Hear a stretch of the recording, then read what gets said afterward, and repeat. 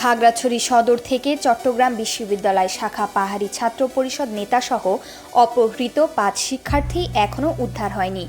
২৪ ঘন্টা অতিবাহিত হলেও অপহৃতদের স্বজন থেকে আইনশৃঙ্খলা বাহিনীর কাছে কোনো অভিযোগ দেওয়া হয়নি বলে জানান খাগড়াছড়ি সদর থানার ভারপ্রাপ্ত কর্মকর্তা আব্দুল বাতেন। তবে অপহৃতদের উদ্ধারে যৌথ অভিযান শুরু হয়েছে। বৃহস্পতিবার সকাল থেকে জেলা সদর ও পানছড়ির বিভিন্ন স্থানে অভিযান চালাচ্ছে সেনাবাহিনী। এদিকে পিসিজেএসএস সমর্থিত পাহাড়ি ছাত্র পরিষদ কেন্দ্রীয় কমিটির সভাপতি নিপন ত্রিপুরা এ ঘটনার জন্য প্রতিপক্ষ ইউপিডিএফ প্রসিত গ্রুপকে দায়ী করলেও তা অস্বীকার করেছে ইউপিডিএফ সংগঠক অঙ্গ মারমা।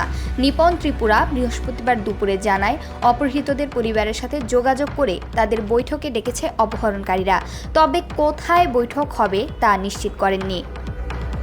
বৈশাখী উদযাপন শেষে বুধবার সকালে বিশ্ববিদ্যালয়ে ফেরার পথে খাগড়াছড়ির পানছড়ি সড়কের গিরিফুল এলাকা থেকে অপহৃত হয় চবি পিসিপির সদস্য রিশন চাকমা সহ ৫ শিক্ষার্থী।